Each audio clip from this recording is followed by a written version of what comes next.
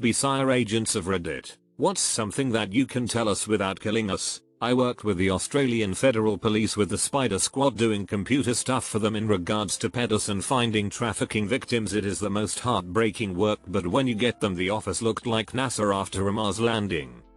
I was an analyst, not an agent officer. 85% of all classified material is classified because of how it was collected, not because it is juicy useful. Yes, you boss and co-workers said that sh about you. I heard, just 2 days ago, that there is a saying in the government, no one ever got fired for classifying a document, hence there is huge excess secrecy. Yours is the most believable comment in this thread.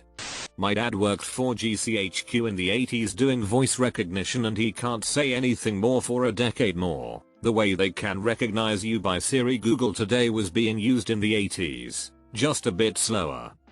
Not an FBI or CIA officer here, but my sister is a district attorney, and over the years she has prosecuted a number of animal cruelty cases. This led to her having an ongoing partnership with the FBI for the last several years. It turns out the FBI started tracking animal abuse cases about 10-15 years ago due to the incredibly high correlation between abusing animals when you're young and becoming a serial violent offender as an adult. We are all told never to use sites like this, and social media in general is pretty much a no-go. I'm telling, you'll kill us all. What if you've already heavily used them before applying? Do you get denied? I think it would. Most people that work in the sector are definitely the private type for a reason. TBH, it's not what most people think it is. The CIA is 90% lawyers and the FBI is 90% accountants. Name checks out. I don't know if I'm allowed to say it, but a mentor who definitely wasn't supposed to tell me used to be a white hat for the FBI. Apparently, all he did was search for pedophiles by tracking child pornography. He said he didn't stay for very long because it was messing with his mentality. One of the top posts in this thread is about exactly that. I guess a lot of rookies are put on that duty and most of them wash out because of the psychological toll.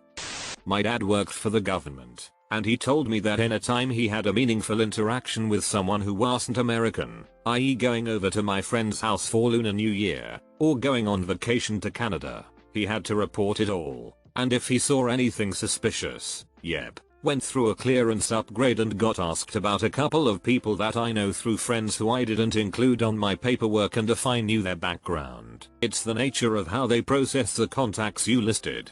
They pretty much know that you aren't going to include people who don't like you and will tell your dirt. So they go to your old house and knock on doors to find people you didn't list on your EKIP SF86. I said 182. That's a training form and one I just had to fill out last week, so apparently that number was on my mind. The form you fill out with your life history. They say, do you know Derpy Fox? They ask that person questions like, would you trust Derpy Fox to hold a position of trust? They end with something like, do you know anyone else Derpy Fox was friends with when she lived here? They then repeat the process with that person to find the guy who will say something like, Derpy Fox? Yeah, I know them. They smoked so much weed in high school I used to get a contact high sitting next to them in bio class. Oh wait, you didn't report that drug use on your SF182? Clearance denied. The dealies. If you stole a pack of gum when you were 5, this is an exaggeration. It wouldn't be reportable based on the time frame. Just report it. As soon as they uncover something you didn't report, your integrity comes into question and you probably won't get that clearance. Source. Went into the Marines at age 19 and have worked for the DoD in some capacity ever since. 23 years and counting. I'm picturing meeting your dad in a bar or something. Hi, yeah, I'm /thingy from Australia. Watch a drink in there. Dad pulls out walkie-talkie. We got a 10-15. I repeat, a 10-15. If they have to document every time an Aussie drinks, they're going to need a lot more manpower. If you go through the FBI interview process, it takes a while. Chances are you're going to have to spend some time working on crimes against children, which is really tough and most people don't want to do it. Yeah, I heard a story here on Reddit about how somebody was involved in a case against a predator, and he had to go through every image on his hard drive to flag anything that was child porn. That case drove him out of the industry. I can't even imagine. I read an article once about how the government has people whose job it is to look at disturbing videos, images from the internet and seized hard drives. mainly child porn but also things like executions, to find clues to the location, identity of the people involved, etc. It's an important job but the burnout rate is astronomical. A lot of them end up with PTSD, addiction issues, and other problems. I worked for the largest web hosting company on a planet at the time, and we had a guy whose job it was to answer these kinds of requests, go into databases for our customers, and give child porn information to the FBI to kick off investigations. He had the hardest job I have ever known. I used to work for a CDN, and part of my job was taking in reports of CP, verifying it and forwarding it onto our FBI contacts. I lasted 6 months, and only because my wife and child would have starved otherwise. That was over a decade ago. Still has me effed up. There are some effed up people in this world and they do some pretty effed up things. In my college years I installed cable for Comcast, saw some shitty things in people's homes, called CPS more than a couple times. My high school girlfriend worked for the National Reconnaissance Office after college. At the time, they were responsible for analyzing the nation's spy satellite photos. She told me 2 things. There's a special garbage chute for classified materials. It's in the hallway. When you are new, as a hazing ritual they tell you have to shout your badge number down the chute before throwing in any materials. This is hilarious. She wouldn't tell me anything about the resolution quality of the spy photos, of course, but she did let it slip that because Russian sailors will sunbathe nude on the decks of their submarines in the Black Sea, several women in the office would pin those photos up in their cubicles as cheesecake beefcake photos. So a few decades ago, us spy photos could resolve Russian penis. Did they crunch the numbers to better understand size of the Russian cocks, the min, max, and potential for growth? No, but during the 80s we shipped condoms to Russia that were large sized but labeled medium to F with them. Mr. President, we must not allow a cockshaft gap. If a 60 SR-71 could read a golf ball while hauling at 80,000 feet, I believe a satellite can take sexies of a Russian seaman. Yeah, you'd like to know what accounts belong to FBI agents, wouldn't you? Yes, you are under our watchlist. Buckaroo. Of course PLS, don't assassinate me. An ex-company man once told me Get Smart was more accurate than James Bond. Pretty sure being a famous spy is a sign things aren't going well. I watched Daniel Craig Bond films recently and that's what stood out to me. Just how many people, especially terrorists, knew Bond by name and appearance. Doesn't speak well for the 00 program. I saw a post the other day, can't remember if it was here or on Twitter, about how awful a spy Bond actually is. When you think about it, falls for damn near every honeypot, tells people his code name constantly. James Bond is the distraction while others do the real sabotage spiwik in the background. Brian Bendis, creator of Miles Morales, author of House of M, etc., has a story about doing a talk at GBCI at Langley and being told to wait in a break room, not allowed to have his laptop, phone, his own notebook or pen, but was supplied with a notebook when he walked and that'd be reviewed when he left. A young analyst walks in for coffee, sees him sitting there, recognized him as famous comic book author Brian Michael Bendis, and starts to react like a fan. He then pauses, starts sweating, and quietly asks Bendis if this is a test of some kind. Worked with a woman who was former NSA. We would always beg her to tell us but she never did. The one thing she did say, though, was that during training they show them a video of a bunch of things they found out about and stopped. She said she hardly slept for 2 weeks after watching that. I have a relative that retired from the NSA a few years ago. She has talked about a few things in generalities, nothing specific. Among them, you will see things that entirely change your view of the world. People go in there all the time with lofty goals of changing things and within months those goals are mostly gone. Still, if you want to change things, you work for the agency. If you just want to make money, you work for a contractor. No one cares what contractors have to say. Most people that stay long enough will do it or encounter terrorism. Many people transfer out after a few months, and the average stay is 2 years because of the visuals. Those who stick around for a long time often change for the worse, and many struggle with mental illnesses, become alcoholics, get divorced, and generally lead miserable lives with their work their only reason for continuing. Alcoholism in general is rife in the agency. When you cannot speak to anyone outside the agency about your work, it becomes nearly impossible to confide in anyone close to you. Even if you have close work friends or family, you have to be careful what you say because not everyone is read into every program. Two people can sit next to each other in the same office, working on the same subject for months, and never talk about it with each other even though they're close friends outside the agency. So people turn to the bottle. Her husband worked for a different government agency and also had a top secret C clearance. But she couldn't talk about her work with him, nor could he with her. But his didn't involve the intelligence community. The agency employs psychiatrists who are cleared to be read into almost any program. Going to them, though, is often seen as a mark of shame among other agency employees,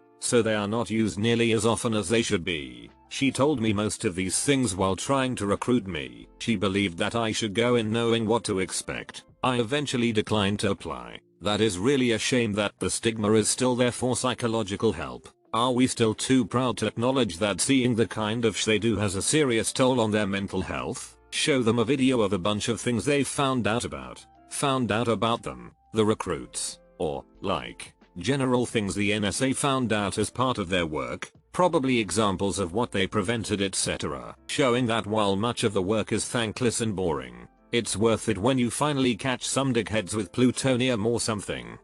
Met an old, retired, CIA spook at a wedding reception. Spitting image of Cole Sanders. He was amazing. So I asked him, I don't want you to tell me anything you can't, but I'd love to know. When Kennedy got killed, what was the talk around the water cooler in the office? He didn't halt, or pause to think. Hell, we all thought Johnson did it. Johnson really did want to be president. There is a book called Moscow Rules. It was written by two CIA people, all about, well, disguise. The CIA had all these agents in Russia, but the Russians were insane about following literally every single American in Russia, 24/7, looking for spies. So a huge part of their job was trying to shake off the KGB. They had crazy quick change disguises, all sorts of stuff. The movie Argo was based on one of the writers somewhat. I negotiated huge deals with the Russian government. I was tailed 24/7. One time I didn't like the room the hotel gave me. I knew it faced the noisy side BC. I stayed there all the time. And instead of just giving me a new room, it was a 90-minute wait while they bugged a new room for me. Twice I had bizarro run-ins with very pushy, very hot women who allegedly wanted to F me so bad. Even I was straight. Hot in Russia is a mix between a Bratz doll and a hooker, so no thanks. Same in China. You only go with blank phones and every now and then your phone will do this little glitch as if it's being accessed. Two family stories, even though this will probably get buried. 1. My father's uncle told everyone for his entire life that he worked at a button factory. It was only revealed after his death that he, in fact, worked at a missile factory and assembled the gyroscopes for the guidance in missiles. 2. We always knew my grandfather worked for the government at the Pentagon. We never knew exactly what he did, but every 6 months or so he would call up to talk to my mom. The conversation was pretty much always the same. My mom and grandfather would catch up for a few, then it would turn into, so I have another clearance upgrade coming up. You will probably get a call like always. Just wanted to give you a heads up. Surer than shti. A week later some government agency would call up. It was always a different one. And ask for my mom. They would ask a bunch of questions and that would be that. When he died from Alzheimer's, at his funeral, 4 men in black suits attended and no one knew who they were. After the burial, they approached his widow and handed her a plaque with 17 government agency symbols on it. Turns out he was responsible for interagency cooperation and training. He basically got everyone to talk to and teach each other. Now his son works for them. Doing what? We don't know and don't ask. Button Factory. That's a hilariously awesome cover. Operation Ivy Bells was a plan to tap Soviet communication lines. The cover story they used was that they had divers diving down to recover fragments of a new Soviet supersonic anti-ship missile. The communication line tap was a failure due to spy. However, the dive teams successfully recovered all fragments of the missiles from the Soviet weapons tests. The US was able to reverse engineer one and subsequently learned they were radar guided only and the assumed IR guidance did not exist. Minor clarification. The tap was successful, and recordings were recovered by dive teams over many months. The tap was ultimately discovered by the Soviets because of information provided to them by Ronald Pelton, the spy you mentioned. I once rented out my old farmhouse to a family. They paid the rent every month, and other than OT mowing the lawn to save their life, I didn't think anything bad about them. That all changed when the D called me to inform me that my renter had been murdered in Mexico and was asking my permission to search the property. Well, it turns out I had unknowingly rented my house to the Mexican mob and they were using it as a safe house. It all fell apart for them when 2 of them got caught with a duffel bag full of meth. My renter had to go back to Mexico to visit his mother and was promptly murdered. Let's just say I no longer am a landlord and never will be again. You didn't bother to ask if he worked for a Mexican cartel? Geez dude, he had a strict don't ask cartel policy. I'm not one, but my friend is. She went off the grid after she graduated college, got recruited by the sire. She told us she was interested and majored in political science. I hope she's doing well. I'm still here, old friend. I just watch you guys from a satellite telescope, like what you did with the hair. So, how do the lasers get up there?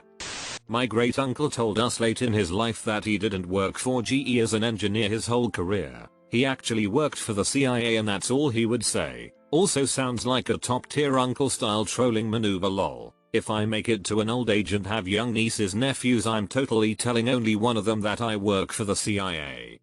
95% of individuals can be uniquely identified using as few as 4 spatio-temporal points. Want to work for them? Prepare to do a fair amount of paperwork. The form will ask for each of your employer contact information of friends, your history of addresses, etc. They will then send an agent to interview a number of these people. Next, you have to take a psychological exam and interviewed by a psychologist. Finally, you'll have one last interview with a polygraph and a professional lie detector.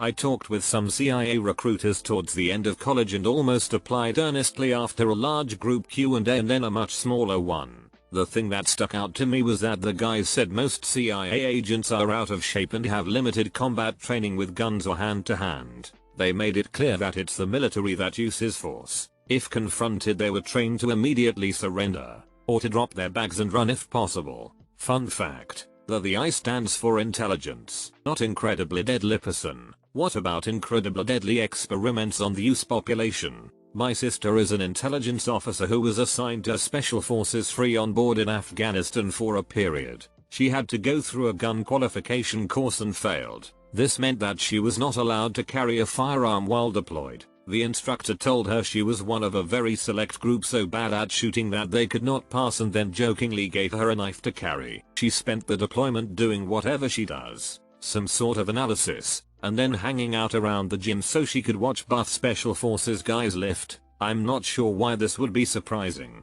From my contact with the CIFB recruiters, the job is mostly ho-hum. You still get to do cool stuff, but it's also still a 9 to 5 job. Basically it's more office space and less James Bond. What they don't show in the Bond movies is all the paperwork he has to do when he gets back to his office. Nice try, Vladimir. Am I on the list? A harmless question. You can FOIA your FBI dossier to find out. Though that definitely puts you on another list. Considering that FOIA request would be the most interesting thing I've done such an agency would care about, I'll be okay. It would be comforting knowing that the world is so safe that they have to harass someone who has never done anything more illegal than smoke pot or driving 75 in a 70. This could have benefited from a serious tack. You thought the true guys would have replied? If it had a serious tack, they had to. It's the law. Not either of these. But I've had a clearance so I can weigh in a little. 2 things. Firstly, most secret sh happens right in front of people's faces under the guise of being normal everyday stuff. Secondly, properly secret programs and operations are never named in any way that indicates what they actually are about. They are generally just 2 words chosen at random and that would rarely come up in normal conversation. Stuff like cracked gorilla, which I just made up off the top of my head. So when people talk about classified stuff and its name is super topical, it's either very old, or a nickname at best. Only public programs and operations have topical names as a PR motive, like Desert Storm. Don't tell anyone, but we spy on people sometimes. I have a few friends that are CIA officers. First thing is that the people that work for the CIA are not CIA agents. They are officers. The people they recruit to spy for them are agents. Also, going on a tangent, I am 90% sure I have been one of those agents when I was dealing with a Mexican logistics company while working at General Motors. The logistics company we were dealing with was owned by a multi-billion-dollar Mexican clan, and all the ultra-wealthy clans in Mexico all have ties to various cartels, so some federal agencies got involved, mainly FBI and I believe a few D, but one guy was specifically not wearing any badges, was not willing to identify what agency he was working for, and questioned me on a lot of specific details of what the company's capabilities were. Though getting back on track, anyone who is a US citizen can apply to join the CIA. It isn't that hard. If you have any kind of degree in computer science, statistics, engineering, or accounting and don't have anything that would F up you getting a clearance, getting a job would be relatively easy there. And as implied with that previous comment, working at the CIA is far more boring than you would think. Lots of tracing manufacturing capabilities from what I described with that Mexican logistics company to finding out how China sources the components they use to manufacture their satellites. Related, I was in the sauna at my gym when this naked old man with extremely long testicles started talking to me. Somehow the conversation ended up on the topic of my new roommate, who happened to be Saudi Arabian. He then proceeded to tell me he worked for the FBI and knew exactly who I was and asked if I would like to make some money every now and then for giving him information. I said sure, not because my roommate was sketchy, but because he got drunk one day and pissed on my couch. This was 10 or so years ago and I never really heard from him, but I think my phone was tapped for a short span of time. Upvote for long testicles. I honestly stopped reading after that cause I couldn't stop picturing them. My dad always told me about how he went to school with one of the members of the Saudi royal family. Apparently a couple of dudes played a prank on him which ended up with him being publicly humiliated. Especially Saudi men are extremely proud. I guess he took it really bad. He ended up having to leave the country. Anyways, long story short, a few years down the road the two pranksters both died in freak accidents. One was allegedly killed during an attempted mugging. The other was found dead in the bottom of his pool. Both happened within the span of a couple weeks. Part of the pride has to do with the culture. Many Eastern cultures have an honor shame system. Many Western cultures have a guilt innocence system. So for an American, the bad part about something like getting a speeding ticket is that you broke the law and got punished for it. You'd feel guilty. For an Easterner, the bad part about a ticket is that you brought dishonor on your family by being a subpar citizen. You'd feel ashamed. I don't think it's an inferior culture or that their version of pride is the same as Western pride. I'm oversimplifying it here. I grew up in one Western culture and one Eastern one for parts of my life. So if anyone is more familiar with these concepts, feel free to correct me or give better examples. Anyway, that public humiliation was a huge offense to the Saudi man's honor. Not in the way that American men have their pride hurt. In a deeper, more complete way. This guy might also have been stuck up in general, but his culture of honor likely made a big difference in the way the humiliation was perceived. All that said, death was nowhere close to an equal act of retaliation. It was not justifiable by any measure. We have full access to Google's ad network. If we really want to track someone, we use that. Not a federal agent, but like see Monday, there's literally an API in the source code for it, and you think it's not being used? The plastic tips at the ends of shoelaces are called aglets. Their true purpose is sinister. I only know this word and what it means because of a Phineas Ferb episode. You can buy marshmallows at your local supermarket. Secret you should know. Removing tag on pillow will get you tortured. This is the most disappointing comment section on Reddit.